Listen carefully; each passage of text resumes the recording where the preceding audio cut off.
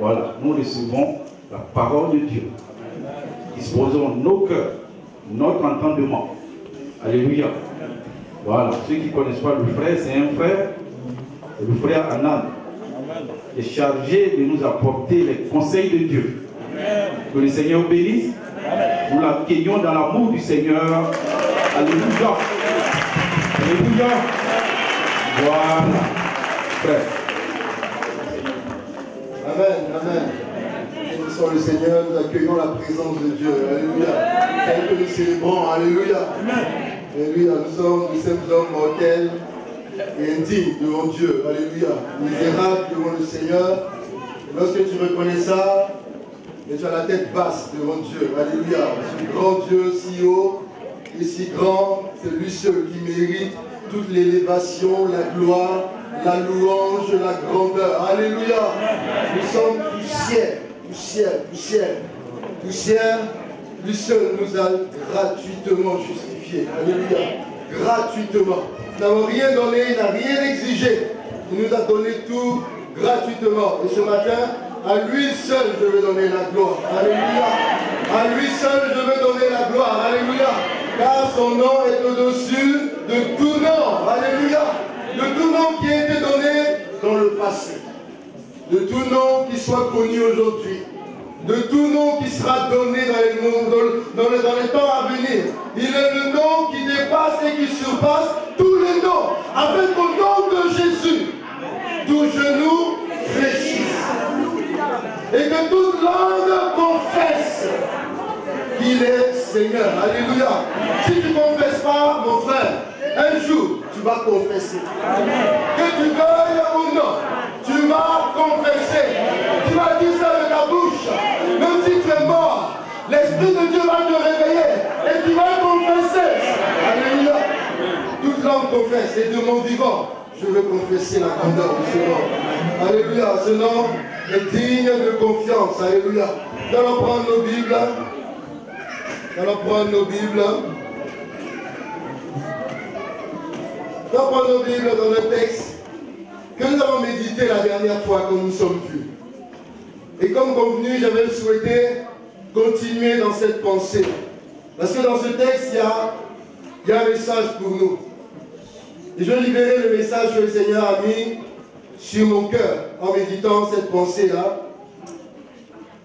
Nous allons prendre la parole de Dieu. Merci aux mamans, merci aux frères et sœurs qui ont dansé dans la présence de Dieu. Alléluia. Qui ont dansé dans la présence de Dieu et qui se réjouissent. Alléluia.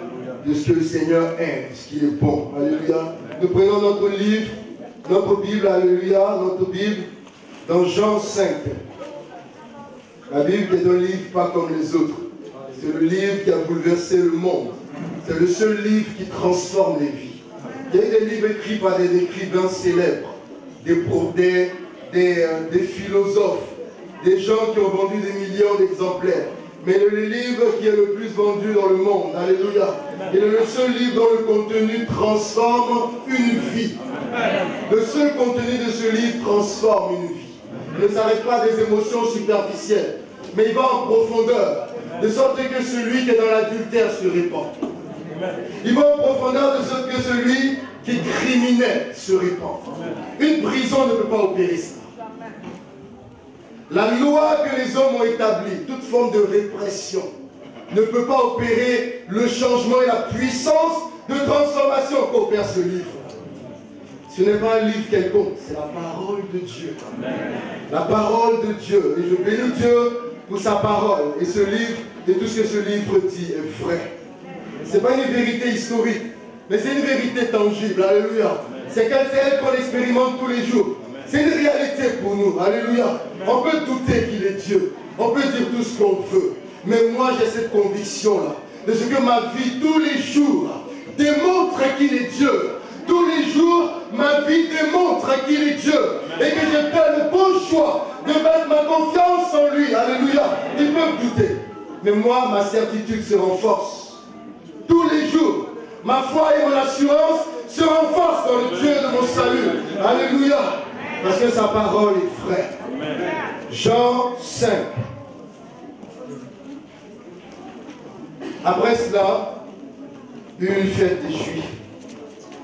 Nous commençons cette pensée que nous avons médité la dernière fois, la guérison à la piscine de Bethesda. Une guérison miraculeuse, une guérison extraordinaire, d'une puissance de Dieu.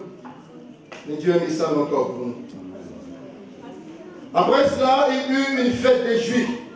Et Jésus monta à Jérusalem. Or, à Jérusalem, près de la porte des brebis, il y a une piscine qui s'appelle en hébreu Bethesda. Et qui a 5 portiques. Sous ces portiques étaient couchés un grand nombre de malades, et des aveugles, des boiteux, des paralytiques qui attendaient le mouvement de l'eau. Car un ange descendait de temps en temps dans la piscine qui agitait l'eau. Et cet ange-là agitait l'eau. Et celui qui descendait le premier, après que l'eau avait été agitée, était guéri, quelle que soit sa maladie. Mais là se trouvait un homme malade, depuis 38 ans. Jésus l'ayant vu coucher, et sachant qu'il était déjà malade, depuis longtemps, lui dit, veux-tu être guéri? Le malade lui répondit, Seigneur, je n'ai personne pour me jeter dans la piscine quand l'eau est agitée. Et pendant que j'y vais, un autre descend avant moi. Lève-toi, lui dit Jésus. Prends ton lit et marche. Aussitôt cet homme fut guéri. Il prit son lit et marcha. C'était un jour de sabbat. Les Juifs dirent donc à celui qui avait été guéri, c'est le sabbat, il n'était pas permis d'emporter ton lit. Il leur répondit, celui qui m'a guéri m'a dit, prends ton lit et marche. Il lui demandait, qui est l'homme qui t'a dit, prends ton lit et marche? Qui est l'homme qui a osé te dire, prends ton lit et marche? Mais celui qui avait été guéri ne savait pas qui c'était, car Jésus avait disparu de la foule qui était en ce lieu. Depuis, Jésus le trouva dans le temple et lui dit, voici, tu as été guéri, ne pêche plus, de peur qu'il ne t'arrive quelque chose de pire. Cet homme s'en alla et annonça aux Juifs que c'était Jésus qui l'avait guéri. C'est pourquoi les Juifs poursuivaient Jésus, parce qu'il faisait ces choses le jour du sabbat. Mais Jésus leur répondit, mon Père agit jusqu'à présent. Mon Père agit jusqu'à présent. Moi aussi j'agis. Mon Père n'a pas cessé d'agir jusqu'à présent. Moi aussi j'agis. Mon Père agit continuellement jusqu'à présent. Moi aussi je continue d'agir. Cet homme paralytique, depuis 38 ans, vient d'expérimenter la gloire de Dieu. Cet homme paralytique, depuis longtemps, vient d'expérimenter l'autorité de la parole de Dieu. L'autorité de la parole de Christ qui lui dit, lève-toi, prends ton lit et marche. Cette parole qui opère une œuvre puissante de délivrance, une œuvre puissante de guérison dans le corps de cet homme. Mais l'œuvre que Jésus accomplit va être combattue. Jésus accomplit une œuvre poussée par l'Esprit de Dieu pour guérir et pour transformer. Mais cette œuvre est combattue. Elle est combattue par le rituel religieux. Elle est combattue par les religieux de l'époque. Et notre texte dit au verset 10, c'est un jour de sabbat. Merci mon frère. C'est un jour de sabbat. Ça c'est mon bagot, comment on appelle ça? Ça n'a aucune connotation politique, alléluia. C'est communément dit juste pour les personnes qui transpirent beaucoup. Amen. Donc je tiens vraiment à avoir ça à côté de moi, vous allez transpirer beaucoup. Notre texte dit au verset 10, c'est un rituel religieux. C'est un jour de sabbat, pardon. Les Juifs dirent donc à celui qui avait été guéri, c'est le tabac, il ne t'est pas permis d'emporter ton lit. Il ne t'est pas permis d'emporter ton lit. Et cet homme annonce aux Juifs, après une question qu'il lui pose, qui est celui qui a osé te dire, prends ton lit et marche? Malheureusement, il ne savait pas qui lui avait demandé de prendre son lit et de marcher. Et lorsqu'il revient vers eux pour leur dire, c'est Jésus qui m'a dit de prendre mon lit et de marcher, on lui dit, mais il n'était pas permis de prendre ton lit et de marcher. Qui est ce Jésus-là qui a osé le faire? Et ils ont commencé à combattre Jésus. Le texte nous dit, c'est pour cela qu'ils ont commencé, ils cherchaient à le tuer. C'est pour cela qu'ils cherchaient à combattre Jésus, parce qu'il a opéré un miracle. Du sang. On assiste là à un conflit entre le système religieux et l'action de l'Esprit de Dieu. On assiste à un conflit entre ce qui est charnel et ce qui est de l'Esprit. L'Esprit de Dieu est en train d'agir, l'Esprit de Dieu se manifeste pour restaurer, pour guérir, mais cela est combattu par la chair. Et cela est combattu par un esprit qui est autre que l'Esprit de Dieu. Et c'est cet esprit-là qui combat. C'est un esprit religieux qui combat. Une œuvre de délivrance, une œuvre de salut que Jésus opère. Mais une œuvre qui est combattue. Parce que comment aujourd'hui, je me demande, comment est-il possible d'avoir une réaction de haine devant l'accomplissement d'un si grand miracle? Comment est-il possible de ne pas se réjouir lorsque le paralytique se lève et marche? Comment peut-on empêcher l'Esprit de Dieu de se manifester librement au milieu de son peuple? Christ descend. Dieu envoie son Fils pour révéler le Père en puissance et en force. Mais le peuple, considéré comme peuple de Dieu, lui-même, par ignorance, combat l'Esprit de Dieu. Il combat l'œuvre de Dieu.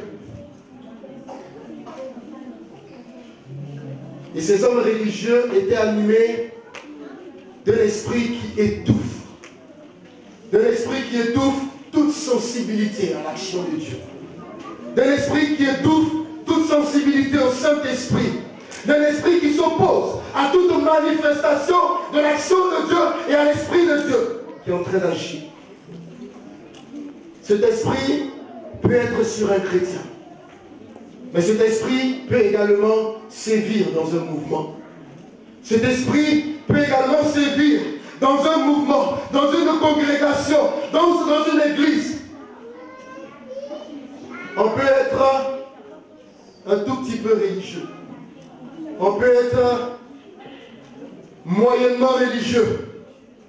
On peut être très très religieux. C'est comme une maladie qui prend dans notre corps des proportions. Des proportions comme un cancer, comme une gangrène qui nous ronge, qui nous ronge, qui nous ronge, qui va ronger la congrégation, qui va ronger la domination et qui va aller jusqu'à s'opposer à l'action de Dieu. Et à la liberté de l'action de Dieu. Christ répond, il dit, mon Père agit. Jusqu'à présent. Moi aussi j'agis. Et à la même stade, nous voulons laisser l'Esprit de Dieu agir. Nous voulons laisser l'Esprit de Dieu se manifester librement. Alléluia. Et dans ta vie, laisse l'Esprit de Dieu agir. Arrête de le bloquer. Arrête de l'enfermer. Laisse l'Esprit de Dieu agir. Arrête de t'opposer à l'action de l'Esprit de Dieu dans l'église du Seigneur. Arrête de t'opposer à l'action de l'Esprit de Dieu dans la vie de tes frères et tes sœurs.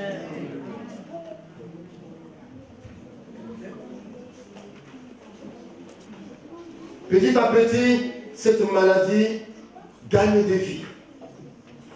Petit à petit, cette maladie triomphe, elle gagne du terrain. Dimanche après dimanche, culte après culte, jour après jour, cette maladie ronge. Et elle arrive à un stade avancé. Un stade avancé de la maladie où on éteint l'Esprit de Dieu. On éteint l'action de l'Esprit de Dieu. Et on est dans la chair, on est dans le rituel, on n'est plus dans le dynamisme de l'Esprit. On n'est plus dans le mouvement de l'Esprit. À ce stade-là, il n'y a plus de vie. À ce stade-là, On devient mort spirituellement. Parce qu'on s'érige contre l'action de Dieu. On combat l'action de Dieu.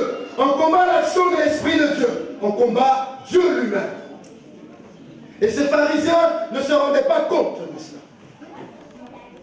Ils ne se rendaient pas compte qu'ils étaient en train de combattre Dieu lui-même.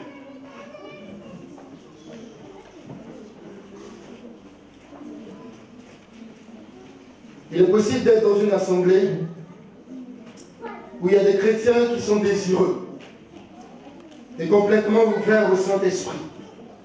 Et d'avoir dans cette même assemblée d'autres qui sont complètement fermés à l'action de l'Esprit de Dieu. Et ce matin, nous voulons laisser Dieu agir. Nous voulons laisser Christ agir.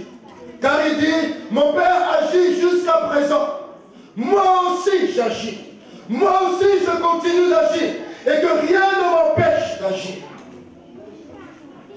Une des caractéristiques les plus fortes de cet esprit religieux, c'est qu'il juge tout le monde. Et beaucoup qui sont venus danser ici ont été jugés. Il y a des gens qui les ont mal regardés. Il y a des gens qui les ont regardés de haut en bas. Il y a des gens qui les ont méprisés. Parce qu'ils exprimaient leur joie d'être dans le Seigneur. Parce qu'ils se réjouissaient d'être dans le Seigneur. Parce que David, malgré sa position, a dansé pour le Seigneur. Il s'est réjoui, il a dansé de tout cœur pour le Seigneur. Et la Bible dit, il était vêtu d'un vêtement laid, de fin laid, de vêtements très fins. De sorte que David dansait tellement qu'on a commencé à voir sa nudité un tout petit peu. Et la femme de Saül, la fille de Saül, celui que David a déchu. Même pas que David a déchu, l'Éternel lui-même a déchu. Sa fille qui avait été donnée en mariage à David, elle a regardé du haut de sa fenêtre. Elle a vu David danser de joie parce que l'arche de l'Éternel, la présence de Dieu était entrée en Israël. Le retour de l'alliance de l'Éternel, l'alliance de l'Éternel avait été renouée.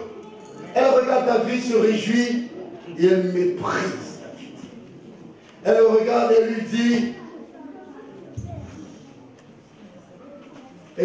qu'est-ce que tu as dansé jusqu'à ce que quasiment ta nudité. Elle ne comprend pas la joie de cet homme de Dieu. Mais la Bible dit, lorsqu'elle a dit cela, lorsqu'elle a pensé cela, elle a été frappée de stérilité.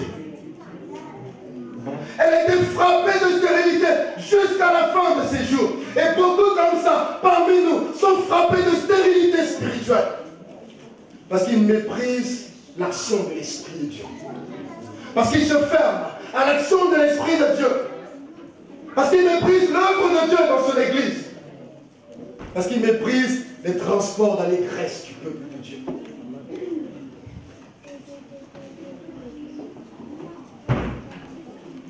Ils jugent tout. Ils jugent de ce qui est acceptable. Ils jugent de ce qui est tolérable. Ils jugent de ce qui est permis. Ils jugent tout, mais sans connaissance de la parole de Dieu. Ils ne connaissent rien de la parole de Dieu, mais ils jugent tout. Juge sur la terre, au nom de l'Éternel. La Bible dit, mon frère et ma soeur, que Christ a été désigné seul juge pour juger les morts et les vivants. Je ne sais pas quelle école de magistrature tu as fait, mais tu n'es pas juge au milieu de nous ici. Tu n'es pas juge au milieu du peuple de Dieu. C'est pour cela nous voulons laisser l'Esprit de Dieu agir librement. Alléluia. Laisser l'Esprit de Dieu agir et se manifester librement. Car le Père agit jusqu'à présent. Et Christ dit, moi aussi j'agis. Laissons-le agir. Le Seigneur a oint son serviteur qui donne une mission, qui donne une vision. Qui es-tu pour juger encore ça? Et de là où est son serviteur, pour qu'on rentre dans la vision de Dieu, un groupe encore de juges va se former. L'Éternel touche les cœurs qui se lèvent pour dire, nous voulons, selon la parole de Dieu, nous voulons honorer l'Éternel. Car la Bible dit, tu honoreras l'Éternel avec tes biens et tous les prémices de ton revenu. Il faut que tu écris. craignait. Et d'autres obéissent à la parole de Dieu. Et ils donnent pour le Seigneur. Il y a certains qui sont à côté, qui méprisent et qui jugent. Et ils sont dans une pauvreté spirituelle. Et une pauvreté même financière. Parce que Dieu opère et Dieu bénit. Amen. Dieu opère et Dieu bénit dans les vies. Amen. Et eux, ils sont là, ils restent aigris. Mais avec le mépris et à juger, à critiquer et à rejeter. Alors que l'Esprit de Dieu agit encore aujourd'hui. Et il continue d'agir. Nous voulons laisser l'Esprit de Dieu agir. Et ces pharisiens se lèvent. Qui a osé te dire de prendre ton lit et de marcher? Système humain. Tombeau blanchi, comme Jésus leur a dit. Système humain qui amplifie les lois de Dieu. L'Éternel a instauré le sabbat. Il a instauré le sabbat comme signe de repos. Dieu a créé le monde et son œuvre était parfaite. Et Dieu se repose après une création parfaite. Mais aujourd'hui, le péché est venu détruire l'œuvre parfaite de Dieu. Le péché est venu servir, détruire, aliéner l'œuvre parfaite de Dieu. Comment voulez-vous que Dieu se repose désormais? Le sabbat, qui est le jour de repos, Jésus dit, il n'y a pas de repos pour Dieu, c'est fini. Mon Père et moi, nous avons décidé de ne plus nous reposer. Comment voulons-nous? Comment voulez-vous que nous nous reposons devant tant de misère? Comment voulez-vous que nous nous accordons du repos devant le péché qui détruit et qui mine les vies? C'est pour cela que mon Père, même le jour du sabbat, agit jusqu'à présent. Et moi aussi, je continue d'agir. Plus de sabbat. Et ces juges-là, ces hommes charnels, vont prendre la loi de Dieu. Alors que l'Éternel voulait un sabbat qui est restaurateur. Alléluia. L'Éternel voulait un sabbat qui fait du bien à son peuple. Comme le dimanche du sabbat, aujourd'hui, c'est le sabbat pour nous. Alléluia. Car Christ est ressuscité aujourd'hui. Alléluia. C'est le jour du sabbat pour nous. Mais c'est un sabbat de réjouissance où nous célébrons la rédemption. Ce n'est pas un sabbat qui nous aliène, qui nous tient esclaves et qui empêche l'action de Dieu de se manifester. Ils utilisent la loi de Dieu. Ils vont amplifier cette loi. Ils vont l'amener jusqu'à ce que cette loi soit contraire au cœur de Dieu.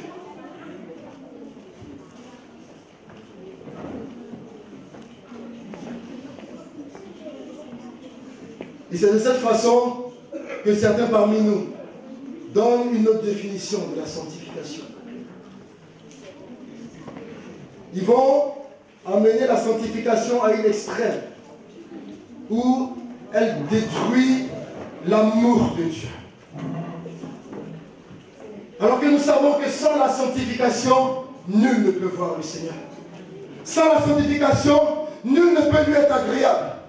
La sanctification est indispensable. Parce que la Bible dit, sans elle, personne ne verra le Seigneur. Sauf que l'homme religieux va l'amener à un point où cette recherche de la sanctification devient inaccessible. On ne peut même plus l'atteindre.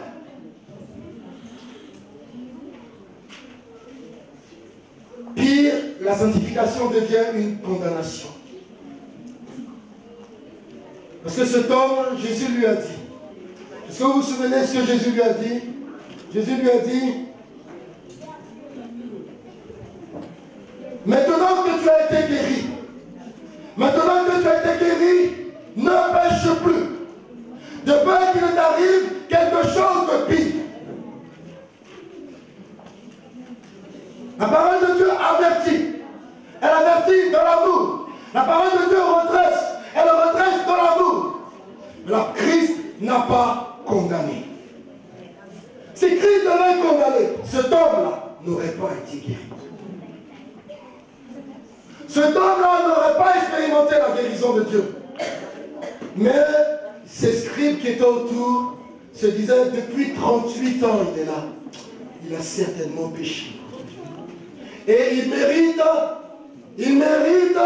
ce qu'il vit. Il a ce qu'il mérite. Il a les souffrances qu'il mérite. Mon frère, je te dis ce matin, si toi tu nous juges ce matin, ma soeur, si tu nous juges ce matin, dis-toi que celle que tu juges, Christ dit ce matin, par ma bouche, qu'il a lavé ses vêtements. Il a lavé ses vêtements avec son sang. Et désormais, elle est justifiée. Et qu'il n'y a plus de condamnation pour elle. Et que Christ l'a blanchi, il a nettoyé, il a purifié. Et pour elle, il a en réserve de grandes choses. Et tes yeux verront que Christ ne l'a pas condamné. Au lieu de regarder la paille qui est dans l'œil de ton frère, regarde la poutre qui est dans ton œil. Et mets-toi à genoux comme lui. Et demande pardon, Seigneur. Ne sois pas comme ce pharisien qui s'est levé dans l'assemblée et qui dit, Seigneur, je bénis ton nom de ce que je ne suis pas le pire de tout ça. Je suis le meilleur. Je jeûne combien de fois par jour? Je donne ma dîme. Mais sois comme ce malheureux qui s'est levé juste après. Il ne s'est même pas levé parce qu'il n'a même pas osé se lever. Il est resté la tête basse, il a frappé sa poitrine. Il dit, Père, malheur à moi. Malheur à moi, pauvre pécheur, et compassion de moi. Et la Bible dit qu'il a été justifié, celui-là.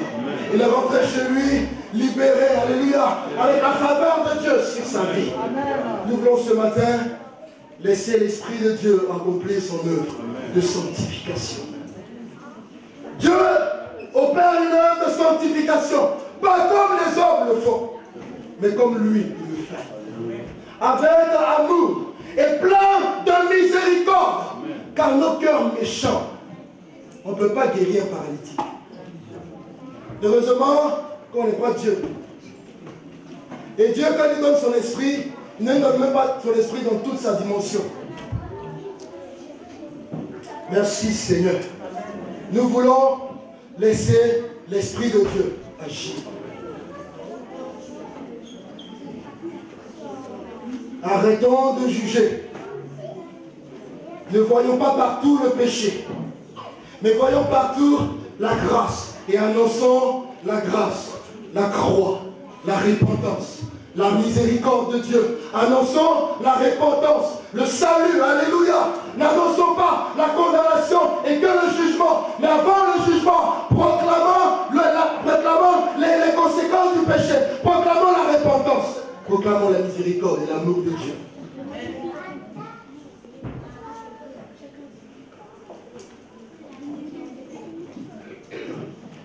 Et l'opinion qu'il a de lui le séduit. L'opinion que ces scribes et que ces personnes religieuses dans les églises ont d'eux-mêmes, cette opinion les séduit.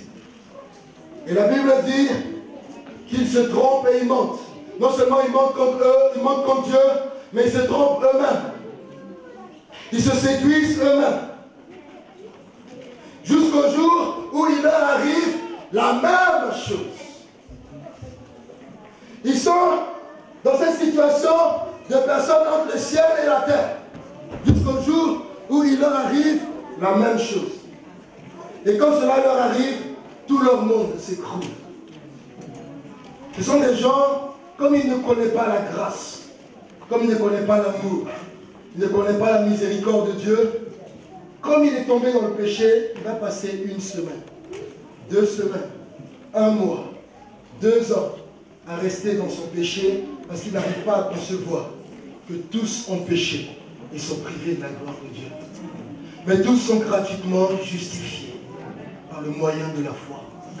Parce qu'il ne peut pas comprendre que comment de son piédestal il lui arrive lui aussi de pécher. Et au lieu de se repentir, il vit dans l'hypocrisie dans l'Église. Il se passe pour être saint alors qu'il ne l'est pas. Au lieu de passer son temps à se repentir. Au lieu de s'humilier devant Dieu et de dire, Seigneur, aie pitié de moi, j'ai péché comme mon frère. Puisqu'il n'a jamais cru à l'amour de Christ, qui pardonne le pécheur. N'a jamais cru à cet amour qui pardonne le pécheur, qui se répand sincèrement. L'homme religieux reste des jours, il reste des semaines dans la culpabilité, sous le poids de la culpabilité, sans être capable de saisir la grâce du pardon de Dieu. Ce qui fait qu'un chrétien se relève rapidement. Est-ce que vous savez ce qui fait qu'un chrétien qui tombe se relève? Est-ce que vous savez ça? C'est l'amour de Christ qui est comme une main tendue vers lui pour le relever. C'est celle-là. Mais ces religieux ne connaissent pas cet amour-là.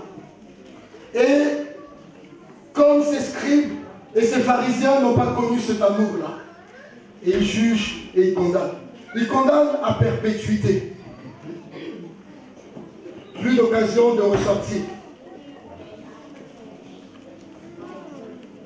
Et l'apôtre Paul dit à Timothée, je t'en conjure devant Dieu et devant Jésus-Christ, qui doit juger les vivants et les morts, au nom de son apparition et de son royaume. Prêche la parole, insiste en toute occasion, favorable ou non, reprend, censure, exhorte avec toute douceur. Et en instruisant. Ce que je dis, ne croyez pas que si vous êtes dans le péché, on ne vous dira pas que vous n'êtes pas dans le péché. L'amour de Dieu t'invite à reconnaître ton péché et à le confesser et à demander pardon afin d'obtenir miséricorde. C'est pour cela que l'apôtre Paul demande à Timothée de reprendre et de censurer, d'exhorter, mais avec douceur.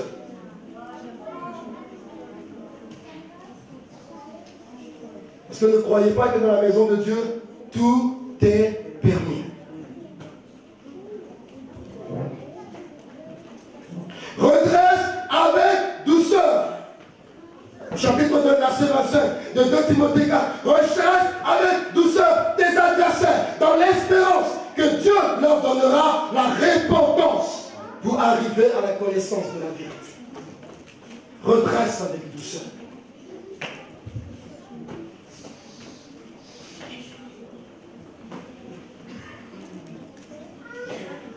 Si tu es appelé à l'évangélisation, mon frère et ma soeur, si l'Éternel met sur ton cœur d'encadrer des âmes, si tu n'as pas les entrailles de miséricorde de Jésus, c'est que tu n'es pas appelé à ça.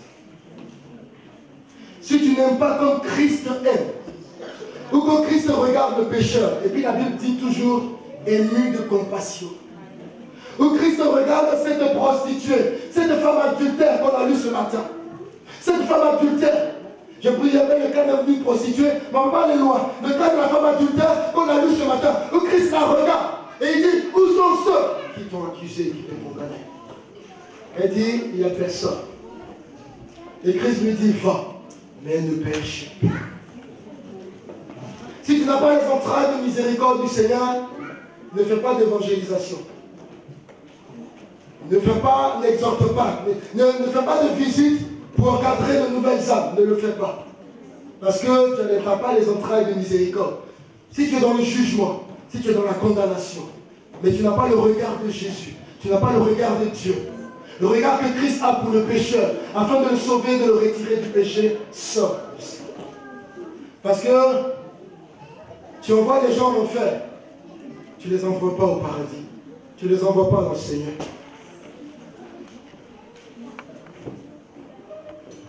L'Éternel s'adresse à eux dans Matthieu 23. Il s'adresse à ces scribes-là, dans Matthieu 23, qui ont cette apparence de piété, mais qui renient ceux qui ont fait la force. Ils portent de grandes soutanes pour paraître aux yeux des gens, mais ils n'ont qu'une vie intérieure, profonde, véritable avec Dieu. L'Éternel Christ s'adresse à eux. Dans Matthieu 23, au verset 25.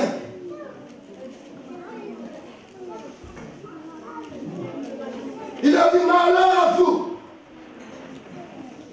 Malheur à vous, maîtres de la loi et pharisiens, hypocrites. Vous nettoyez l'extérieur de la coupe et du plat. Mais à l'intérieur, ils sont remplis du produit de vos folles et de vos mauvais désirs. Pharisiens aveugles, nettoie d'abord l'intérieur de la coupe et alors l'extérieur deviendra également propre. Malheur à vous, maîtres de la loi, malheur à vous, frères et sœurs religieux, malheur à vous. Vous ressemblez à des tombeaux blanchis qui paraissaient beaux à l'extérieur, mais à l'intérieur sont pleins d'ossements de mort et de toutes sortes de pourritures. Vous de même, à l'extérieur, vous paraissez bons aux hommes, mais à l'intérieur, vous êtes pleins d'hypocrisie et de mal. L'Éternel s'adresse à eux. Ce n'est pas l'intérieur ni l'apparence hypocrite qu'il faut soigner pour tromper les hommes. Ce n'est pas l'extérieur qu'il faut soigner et embellir pour séduire les hommes. Mais plutôt le cœur. C'est le cœur qui a besoin de changer. C'est le cœur qui a besoin d'être changé et transformé par Jésus-Christ. C'est pour ça, mon frère, ce n'est pas en faisant une grande prière. Ce n'est pas en mettant la Bible en tes aisselles ou sur ta tête qu'aux yeux de Dieu, tu seras agréé. Mais l'Éternel te dit ce matin, ce qu'il attend de toi, c'est lorsque les frères et les sœurs ne te voient pas. Lorsque le pasteur n'est pas là, lorsqu'il n'y a aucun chrétien, lorsque tu es seul dans ta chambre et que tu ouvres ton ordinateur et que tu regardes ces films pornographiques, c'est là que Christ te juge. Ce n'est pas lorsque tu viens danser devant lui. Ce n'est pas lorsque tu viens parler en langue devant lui. Ce n'est pas ça ta force. La force que tu as devant Dieu, c'est dans l'intimité. Dans l'intimité. La force de ta sanctification, c'est dans l'intimité. La force de ta consécration, c'est dans l'intimité avec Dieu. C'est pas quand tu marches comme ça et tu es. C'est pas ça. C'est pas ça que Dieu regarde. Dieu, il vomit ça. Parce que les gens qui font semblant comme toi, il en a vu. Il en a vu, il en a vu, il en a vu. Et il les a vomis. Parce qu'il dit que les gens qui apportent de l'argent dans sa maison et qui refusent de lui obéir, il les a vomis. Il en a vu. Saül était roi, il pensait qu'il était arrivé. Saül pensait qu'il peut envoyer des holocaustes. Il peut aller conquérir les territoires, prendre tout le butin consacré à l'Éternel et puis désobéir à Dieu.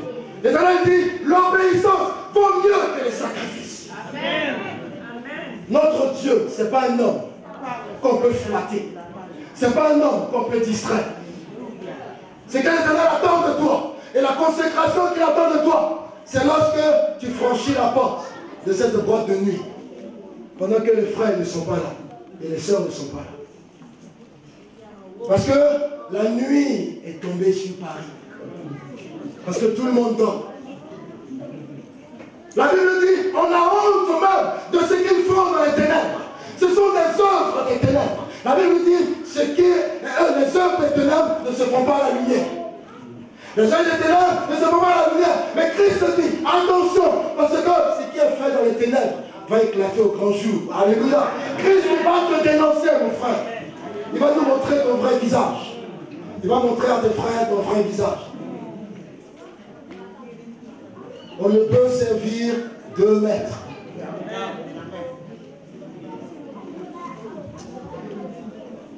Donc ne prends pas la soutane des pharisiens pour nous distraire.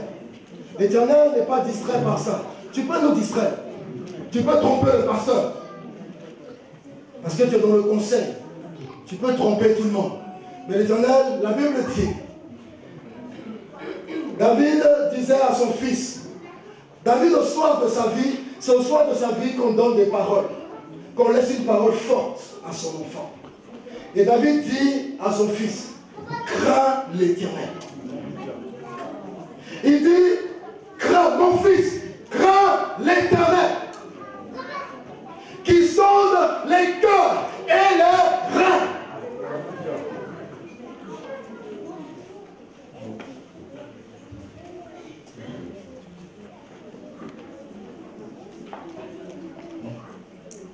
L'Éternel veut qu'on soit des hommes de la vérité et des hommes de l'esprit. Parce que ceux qui sont habités par l'Esprit de Dieu sont fils de Dieu. Et la Bible dit, quand ils sont animés par l'Esprit de Dieu, ils accomplissent les œuvres de l'Esprit. Car les désirs de la chair sont contraires à ceux de l'Esprit. Mais quand on est animé de l'Esprit de Dieu, quand on est animé de l'Esprit de Dieu, quand on est ce vase dans lequel Dieu veut agir, on accomplit les œuvres de l'Esprit.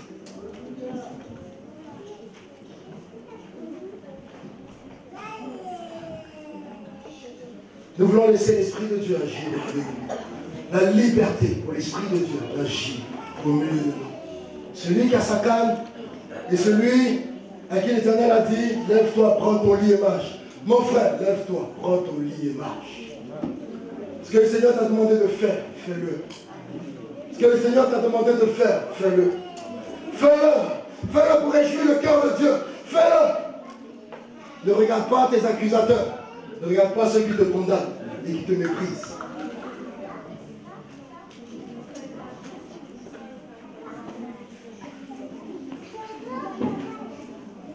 Réjouissons-nous dans le Seigneur. Alléluia. L'Éternel nous a donné sa joie. Et ne soyons pas trop religieux au point de ne même pas pouvoir exprimer notre joie.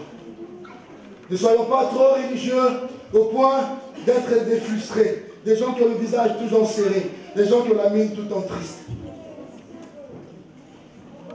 Parce que ce que le Seigneur aime, l'Éternel aime les larmes de repentance. Et l'Éternel aime aussi les rires de joie.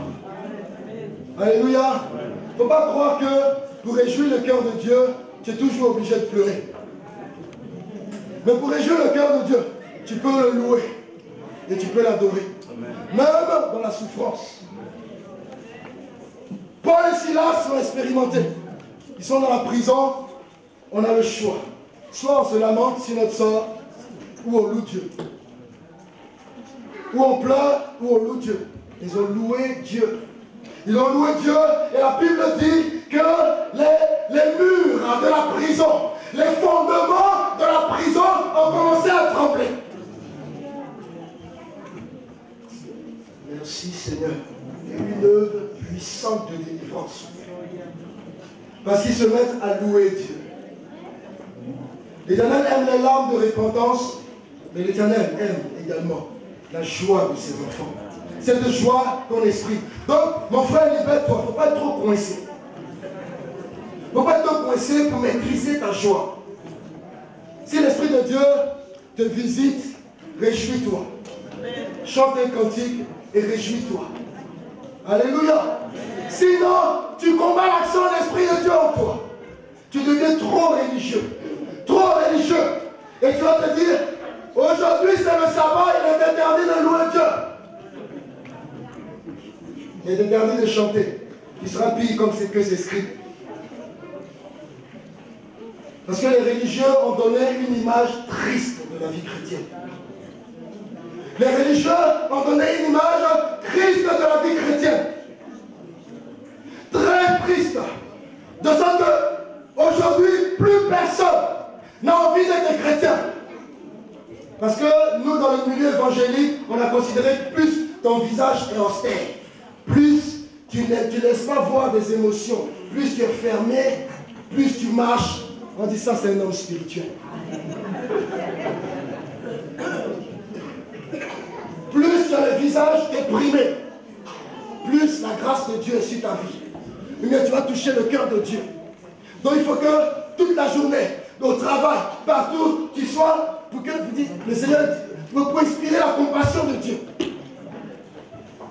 De sorte que personne n'a envie de se convertir. Quand on te voit, on n'a pas envie de rentrer dans l'église. Le païen dit, je suis mieux où je suis. Je suis plus heureux que celle. Je suis plus heureux que celui-là. Parce que mon Dieu qui s'appelle Maman, il me réjouit trop. Parce que ça, là, je ne veux pas. Mais nous sommes heureux. La Bible dit, dans Psaume 33, verset 13, heureuse la nation dont l'Éternel est le Dieu. Heureux le peuple qu'il a choisi pour héritage. Nous sommes un peuple heureux. Et nous devons refléter la joie de Dieu. Alléluia. Nous devons refléter la joie de Dieu.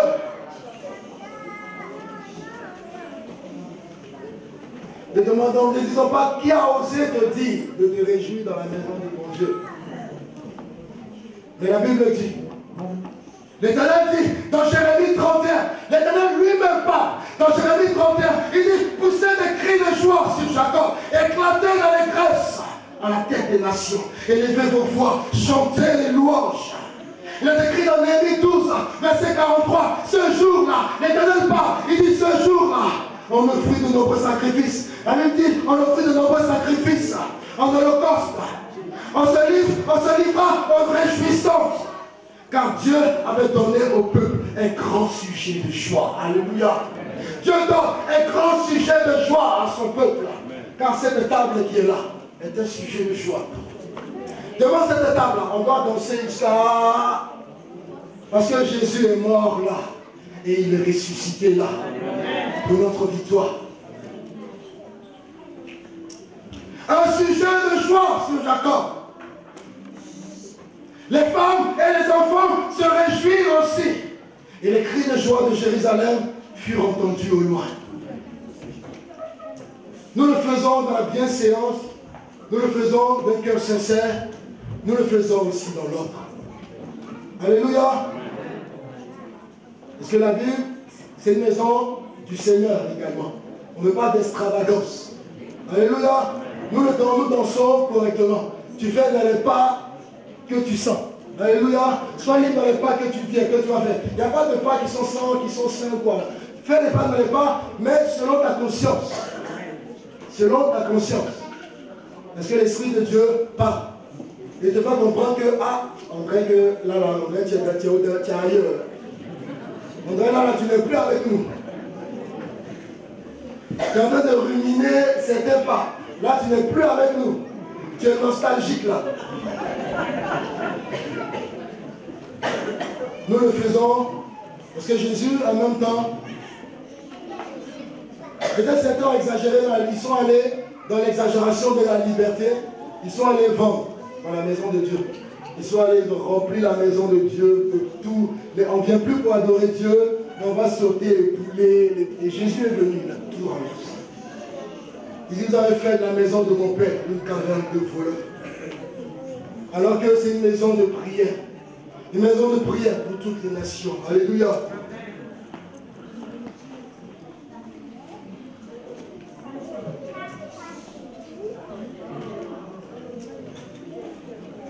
Le religieux s'oppose à la liberté de l'Esprit de Dieu.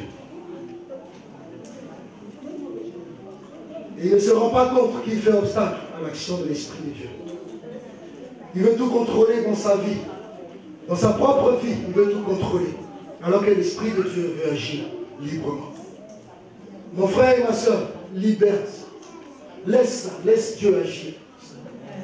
Laisse Dieu agir. Laisse Dieu.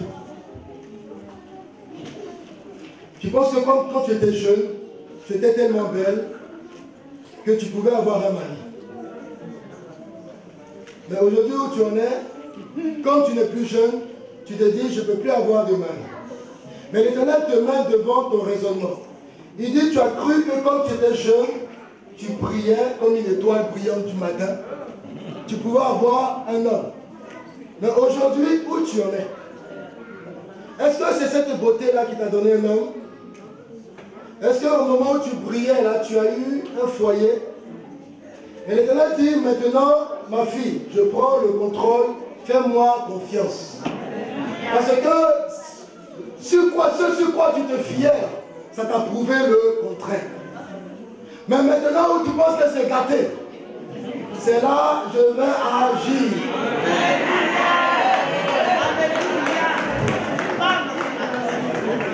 Donc, il ne faut pas avoir peur de me prier. Il ne faut pas avoir peur d'invoquer l'Éternel comme Dieu. Parce que là où c'est gâté, c'est ce que mon fils que j'envoie. C'est ça, il aime l'homme. Merci Seigneur. Si tu avais croisé quand tu priais, il allait te dépasser. Mais c'est ça là qui brille à ses yeux. Parce que j'ai ouvert ses yeux d'une façon spéciale. Alléluia. Pour qu'il puisse discerner. Vous savez, le discernement, ce n'est pas rien comme ça. Le discernement, ça dépasse la vue. Alléluia. Pour qu'il puisse discerner ce qui est dedans. Alléluia. Et c'est comme ça qu'il va venir demander ta main. Alléluia. Donc ça serait, il ne faut pas te dire, ah, le mariage d'aujourd'hui, c'est pour les jeunes filles. Ce n'est plus pour moi. Moi, Seigneur, j'ai ma vie, une vie de consécration au célibat. Je me suis consacré corps, âme et esprit. Au célibat, j'attends ton retour. Non. L'Éternel dit, il y a une promesse pour toi. Il va faire quelque chose. Alléluia. Laisse l'Éternel. Christ dit, mon Père agit jusqu'à présent. Moi aussi, j'agis. Alléluia. Moi aussi, j'agis. Laisse-moi agir. Alléluia. Bénissons le Seigneur. Accepte de perdre le contrôle. Dieu dit, si tu lui donnes le contrôle, ça veut dire que toi, tu laisses.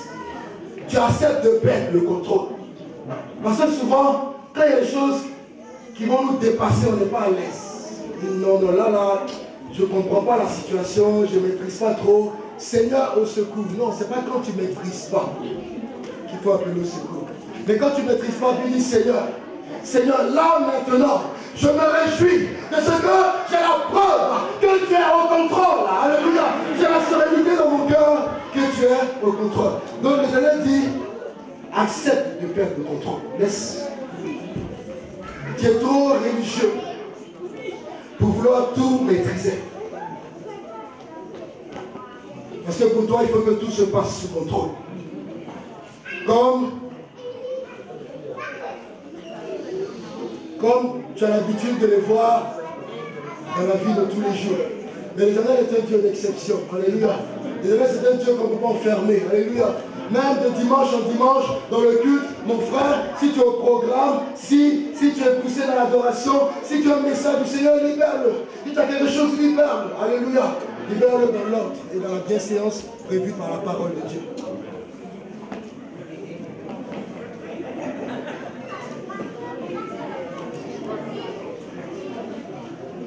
Sinon, nous allons nous enfermer dans de la routine. Nous allons nous enfermer dans la routine religieuse. Et ça va être un poids pour nous. Et l'Esprit de Dieu ne pourra pas agir. L'Esprit de Dieu ne pourra pas se manifester au milieu de son peuple.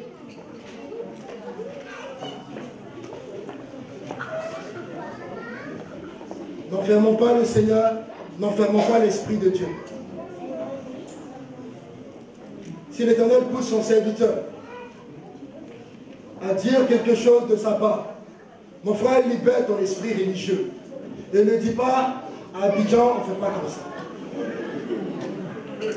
À l'époque où on s'est dit, les choses ne se faisaient pas comme ça. Que te dit ta parole, la parole de Dieu? Alléluia. Que te dit la parole de Dieu? Laissons l'Esprit de Dieu agir. Ne créons pas de mur où il n'a pas le droit de dépasser. Nous voulons laisser l'Esprit de Dieu agir. Sinon, il restera enchaîné pendant des années. Enchaîné pendant des années. Dans une église, dans une congrégation, l'Esprit de Dieu peut rester enchaîné dans un coin, enchaîné aux toilettes, dans un coin dans les toilettes. Et nous, on est ici, on est dans la chair. Et parce que nous avons refusé de nous laisser conduire par l'Esprit de Dieu. Nous avons voulu mettre les choses dans une loi, dans une dogme, dans des choses très fermées, sans laisser l'Esprit de Dieu se manifester et agir. Et celui qui agit comme ça, et qui méprise, c'est un frère, fait quelque chose, poussé par l'Esprit de Dieu, au lieu d'avoir le discernement pour le juger, par conformément à la parole de Dieu, il le juge et le méprise. Mais lorsqu'on agit comme ça, on reste enfermé dans notre mur jusqu'au jour où on découvre quelqu'un qui est rempli du Saint-Esprit. Quelqu'un qui est rempli du Saint-Esprit et qui vient, qui parle dans la liberté de l'Esprit, qui agit à des signes et des prodiges qui s'opèrent. Et en ce moment-là, on a le choix. Soit on envie la liberté de cette personne, la liberté de l'Esprit qui se manifeste, soit nous méprisons cette personne. ne faisons pas trop attention d'être éloignés des anciens sentiers battus.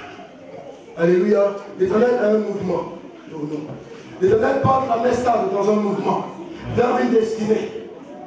Les choses anciennes sont passées. Alléluia.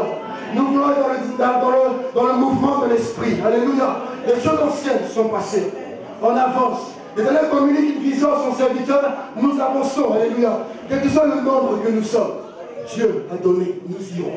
Nous croyons et nous irons. Alléluia. Parce qu'avec lui, nous réaliserons des exploits. Nous ferons des exploits. On ne va pas regarder pour dire quel est le nombre que nous étions avant et quel est le nombre que nous sommes aujourd'hui. Et je vous dis, l'Éternel a dit à Gédéon, enlève, enlève, enlève, enlève des milliers, parce que je ne veux pas partager ma gloire.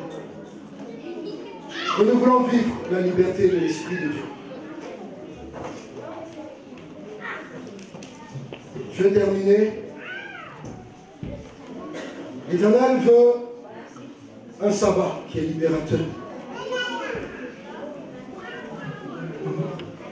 L'Éternel veut un sabbat qui est libérateur. Christ dit, mon Père agit, jusqu'à présent, moi aussi j'agis. Nous avons besoin d'un renouvellement de l'action de l'Esprit de Dieu. Nous avons besoin que l'Esprit de Dieu se manifeste librement dans nos vies. Christ, Dieu qui a instauré le sabbat, veut un sabbat libérateur.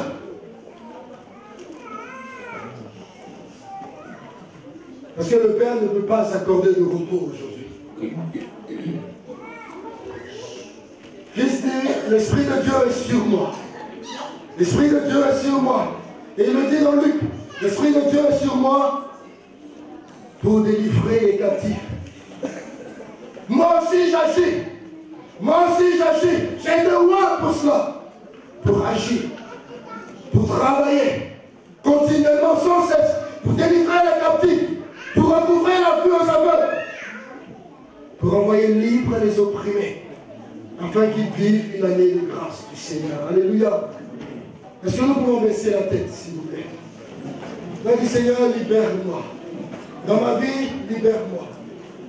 Dans l'église, donne-moi de libérer ton esprit.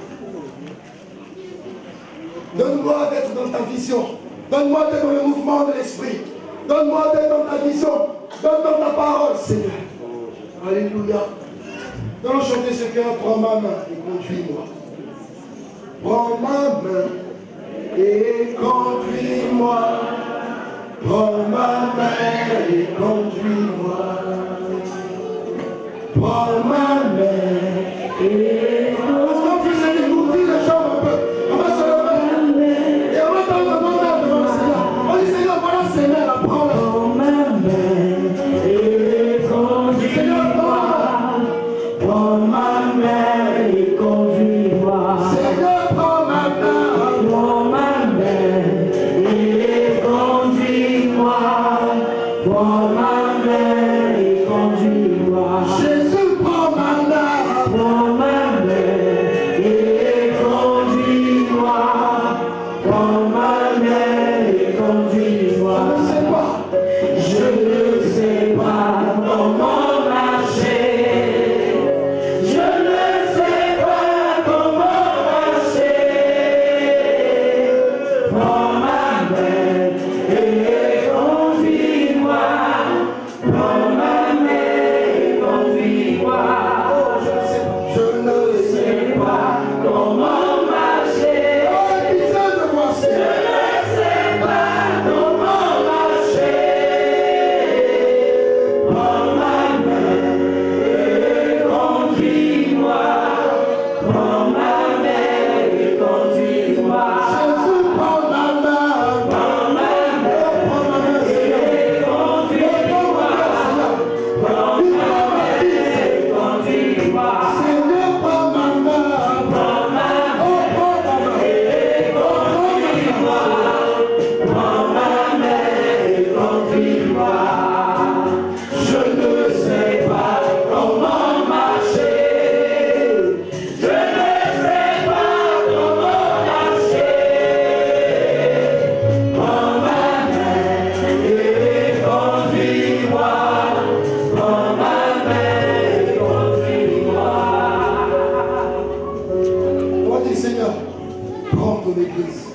Nous allons commencer à prier d'abord pour la destin.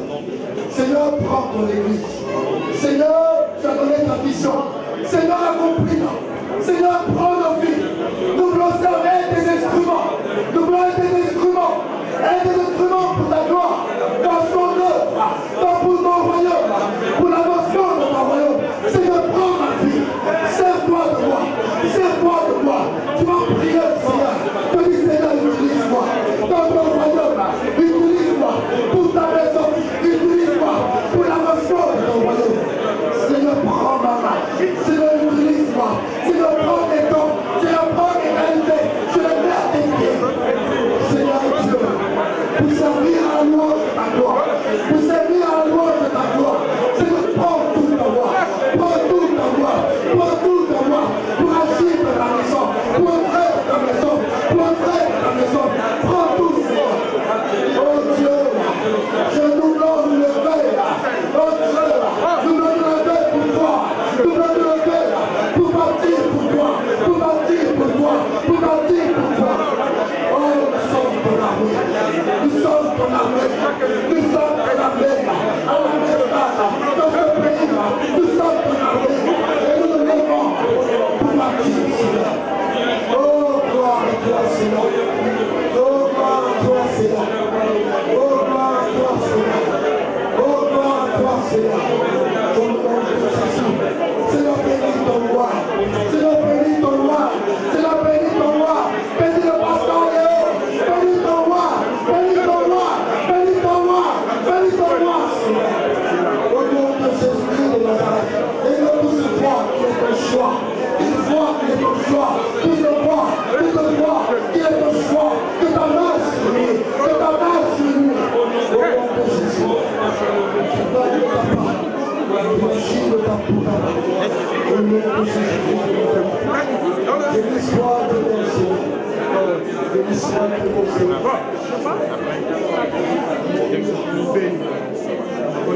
Mon Père agit jusqu'à présent. Moi aussi j'agis, dit Jésus. Mon Père agit continuellement. Moi aussi je ne cesse pas d'agir, dit Jésus. Mon Père n'a pas fini d'agir. Moi aussi je n'ai pas fini d'agir. Et l'Éternel te dit que ce n'est pas encore fini. Et ce matin, tu vas dire, c'est pas fini tant que c'est pas fini. Alléluia. L'Éternel dit, mon Père agit sans cesse. Jusqu'à son avènement, il agit. Nous connaîtrons le repos du sabbat lorsque nous serons aux côtés de Jésus. Mais en attendant, le Père ni le Fils n'ont pas de repos. Ils agissent continuellement. Ils veulent agir dans ta vie ce matin. Ils veulent agir dans la situation ce matin. Christ le rassure pour dire, je donne le pouvoir d'agir.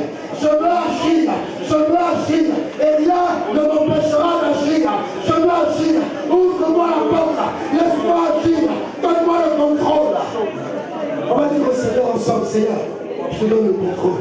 Tu vas prier avec moi. Tu dis, Seigneur, je lâche tout en tes mains. Seigneur, je mets toi à tes pieds. Seigneur, je te laisse agir. Seigneur, je te laisse agir. Seigneur, j'abandonne le contrôle. J'abandonne le contrôle. Je te donne le contrôle de la situation. Dans mon foyer, agir. Dans mon travail, agir. Pour mes projets professionnels, agir. Pour mes projets d'enfantement, agir. Pour mes projets de papier, agir. Agir, Seigneur. Dans tous les domaines, agir, Seigneur. Agir, Seigneur. Oh Seigneur, nous crions à toi. Oh Dieu, agis encore.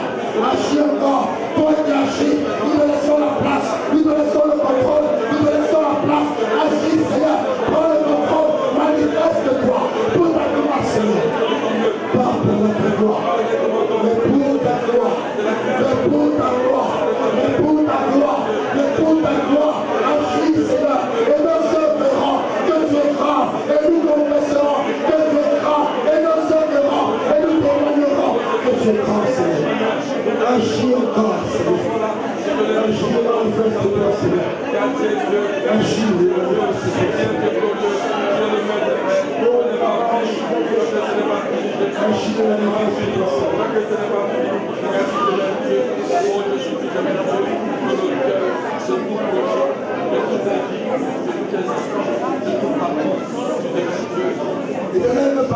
quelqu'un ce matin. Tu as demandé à ce que le Seigneur, dans ta prière de tout à l'heure, tu as demandé au Seigneur que l'Éternel agisse. Mais Dieu te dit, l'homme, moi je ne sais pas. Ce que je reçois, je ne sais pas si c'est une femme ou c'est un homme. Je ne sais pas. Donc moi je donne pour que ça concerne l'un ou l'autre, selon ce que le Seigneur veut dire. Et là il dit, l'homme, ou même si c'est la femme et le conjoint qui est à côté de toi. Et là te dit, il n'est pas parfait. La femme qui est à côté de toi, elle n'est pas parfaite. L'homme qui est à côté de toi, il n'est pas parfait. De la même façon que tu n'es pas parfaite à mes yeux, de la même façon que tu n'es pas parfait à mes yeux, c'est comme ça que l'homme et la femme qui est à côté de toi, ton conjoint n'est pas parfait. Dieu dit,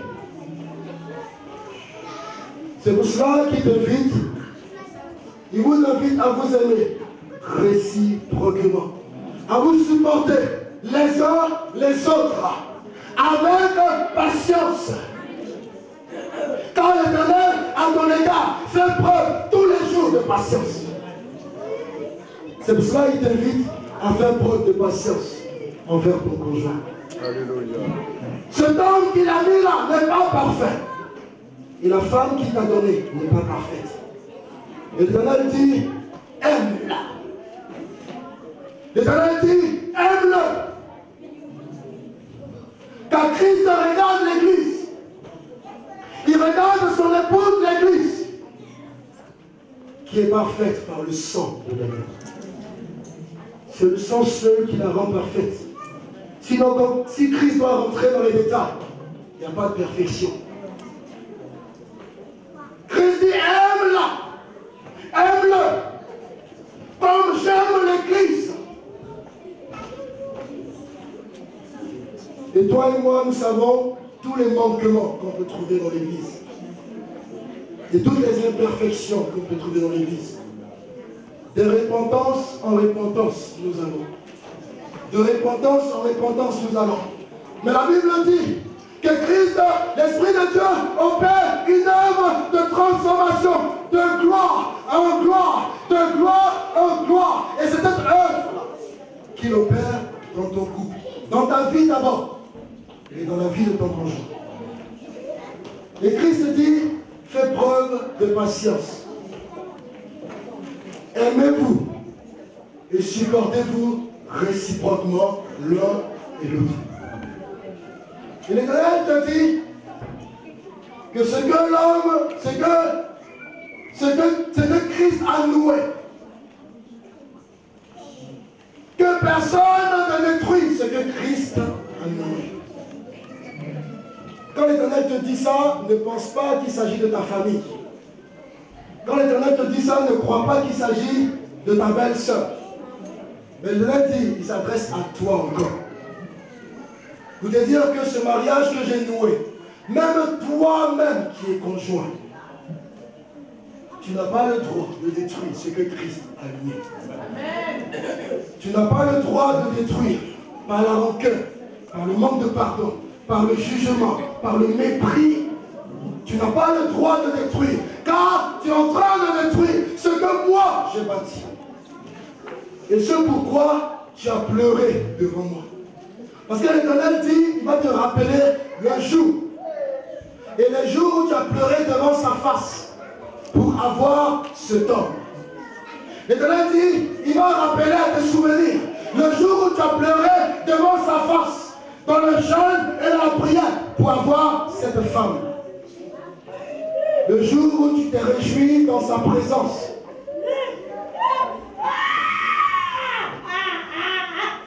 L'Éternel dit, tu n'as pas le droit de briser ce que lui, Dieu, a uni. Et il s'adresse à toi. Il ne s'adresse pas à tes beaux-parents. Il ne s'adresse pas à tes beaux. Il s'adresse à toi, mari et femme.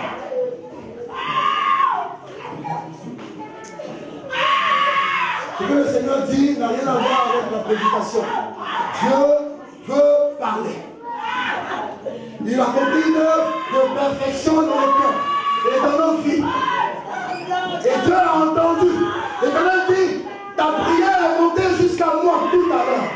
Ta prière est montée jusqu'à moi. Tu dis, Seigneur, mon foyer. Seigneur, mon foyer. Maintenant, Dieu te répond.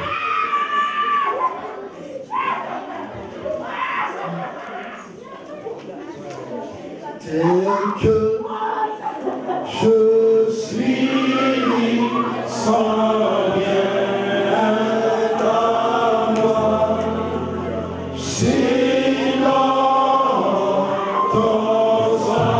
Seigneur, aide-nous à pardonner. Seigneur, aide-nous à aimer comme tu aimes. Et ta foi qui m'appelle à toi.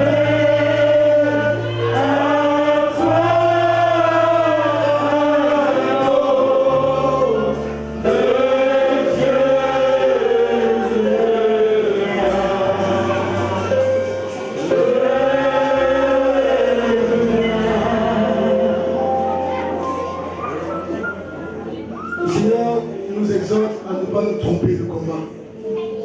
Alléluia. Seigneur nous exhorte à ne pas nous tromper de combat. Nous voulons être unis pour affronter le vrai adversaire. Il faut que nous soyons unis, que ce soit entre parents et enfants, pour affronter l'esprit qui agit dans le fils de la rébellion. Il faudrait que nous soyons unis, mari et femme, pour agir dans le pour contre l'esprit qui agit dans la division. Ne nous trompons pas, mon combat. Ne déteste pas celui qui est à côté de toi, mais il est un frère d'armes. Alléluia. Il est un frère d'armes. Alléluia. Il est un frère d'armes. Alléluia. C'est le soutien que l'Éternel t'a donné. L'homme que tu as, c'est le soutien que l'Éternel t'a donné pour que vous soyez vainqueurs sur sa adversité. C'est pas lui le diable, c'est pas elle le diable. Et vous avez un ennemi commun. Faites front, tous les deux, contre cet ennemi. Mais si vous êtes dispersés, parce qu'il vient pour disperser. Il vient pour disperser par des histoires. Il vient pour disperser par des problèmes, par des disputes, par une mauvaise façon de voir et d'apprécier. Nous voulons nous aimer les uns les autres. Est-ce que nous pouvons nous tenir par la main? On va faire quelque chose ce matin. Celui qui a son mari ou sa femme dans cette salle, tu vas te déplacer où tu es. Tu vas aller à côté de ton mari.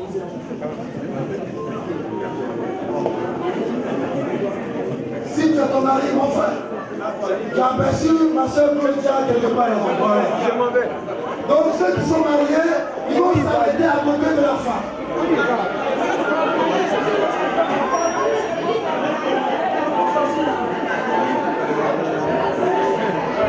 Et puis, toi qui es célibataire, tu fermes tes yeux et tu te concentres. Concentre-toi comme moi. Alléluia. Tu te concentres. Moi je ne suis pas célibataire, mais je me concentre pour être uni à la femme. Et concentre-toi pour être uni à l'homme que l'Éternel a réservé pour toi. Alléluia. Et à part, dis Seigneur, alléluia. Concentre-toi. Et même quand tu es la femme de ton mari, si elle est là. Et dis Seigneur, par la foi, si tu es célibataire, par la foi je saisis la main de mon mari. Par la foi je saisis la main de ma femme. Seigneur, tu connais son cœur, son caractère. Seigneur, tu plies et tu transformes ce cœur. Seigneur, nous nous unissons. Nous nous unissons. Ma soeur, toi qui es célibataire, il y a des combats à venir que tu vas devoir affronter. Oui, Seigneur. Maintenant, je suis un pour affronter ces combats. Pour affronter ces combats. Je m'unis avec lui pour affronter ces combats. Si tu es avec ton mari, saisis-le fort et dis nous nous unissons pour affronter notre adversaire. Nous avons un seul adversaire, un seul adversaire, un seul adversaire. Prie avec moi au nom de Jésus. Père agis, Père agis. Nous nous unissons, nous nous unissons, nous unissons nos armes, nous unissons nos cœurs, nous unissons nos armes pour affronter au nom de Jésus.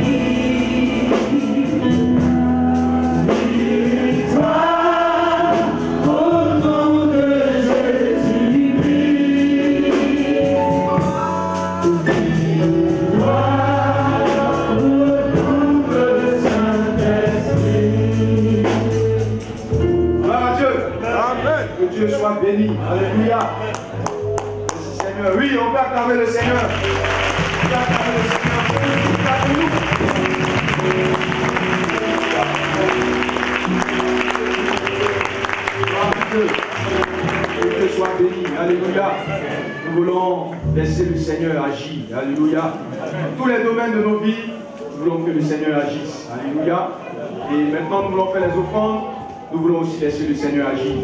Que ce que Dieu a mis dans ton cœur, tu puisses l'apporter avec joie, avec des pas de danse, selon que l'Esprit de Dieu te mettra à cœur. Alléluia. Nous voulons apporter librement nos offrandes, ce que nous avons prévu, ce que le Seigneur nous a mis à cœur. Nous voulons offrir afin que le nom du Seigneur soit glorifié. Donc avec les chantres, ils vont nous conduire dans des cantiques de louange et d'adoration. Et aussi, ensemble, avec le peuple, nous allons chanter et apporter dans la maison du Seigneur. La vie. On va commencer par la rangée de la chorale, de l'autre côté. Et après, on va suivre voilà, sous la direction du service d'accueil. Alléluia. Voilà, donc sentons-nous libres, pas de danse. Et laissons le Seigneur agir ce matin. Amen. Allons-y. La vie.